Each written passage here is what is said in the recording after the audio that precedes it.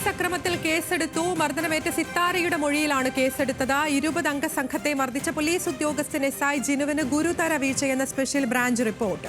ശക്തമായ നടപടിയും അന്വേഷണവും ഉണ്ടാകുമെന്ന് പത്തനംതിട്ട DYSP S നന്ദകുമാർ പറഞ്ഞു.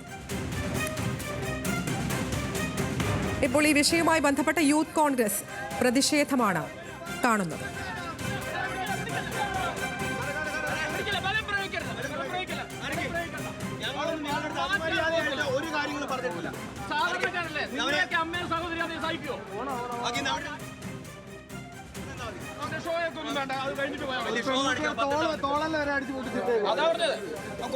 ജിമ്മ് കളിക്കുക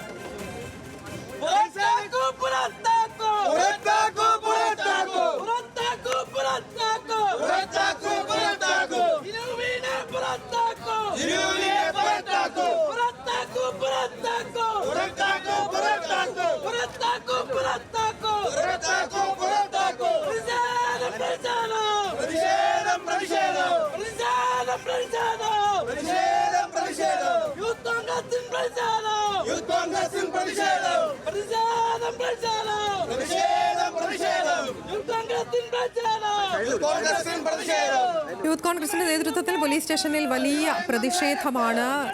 ആളുമാറി പോലീസ് അതിക്രമം നടത്തി എന്നതുമായി ബന്ധപ്പെട്ട വിഷയത്തിലാണ് യൂത്ത് കോൺഗ്രസ് പ്രതിഷേധം നടത്തുന്നത്. ശ്രീരാജ് വിശദാംശങ്ങളുമായി. ശ്രീരാജ്, അത്യാവശ്യം വലിയ പ്രതിഷേധമാണ് എന്ന് മനസ്സിലാക്കുന്നു.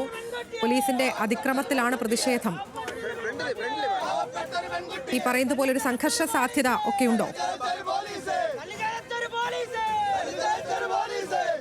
തീർച്ചയായും ആതിര, ശക്തമായ പ്രതിഷേധം യൂത്ത് കോൺഗ്രസ് പ്രവർത്തകരുടെ ഭാഗത്തു നിന്നും പത്തനംതിട്ട പോലീസ് സ്റ്റേഷന് മുന്നിൽ ഇപ്പോൾ നടന്നുകൊണ്ടിരിക്കുന്നത്.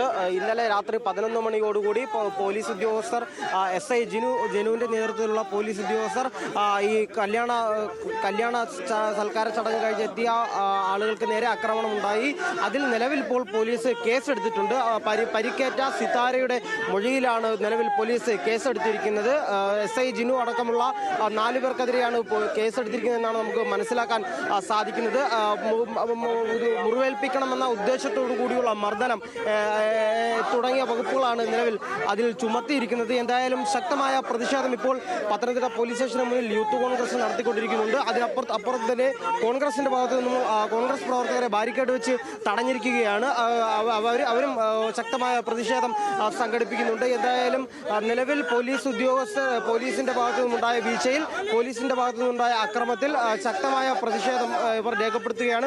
അതുപോലെ തന്നെ ഈ SI ജിനുവിനെ സസ്പെൻഡ് ചെയ്യാതെ പ്രതിഷേധം അവസാനിപ്പിക്കില്ല എന്ന നിലപാടാണ് നിലവിൽ അവർ സ്വീകരിക്കുന്നത്. ശക്തമായ നടപടി എടുക്കണമെന്ന് തന്നെയാണ് അവർ പറയുന്നത്. നമുക്ക് ഇന്നലെ തന്നെ നമ്മൾ ഏറ്റവും ആദ്യം നമ്മളോടാണ് പത്തനംതിട്ടയിൽ പോലീസ് സ്റ്റേഷൻ ഉപരോധിക്കുകയാണ് യൂത്ത് കോൺഗ്രസ്. വലിയ പ്രതിഷേധമാണ് ഈ പോലീസ് അതിക്രമവുമായി ബന്ധപ്പെട്ട് അവിടെ നടക്കുന്നത്.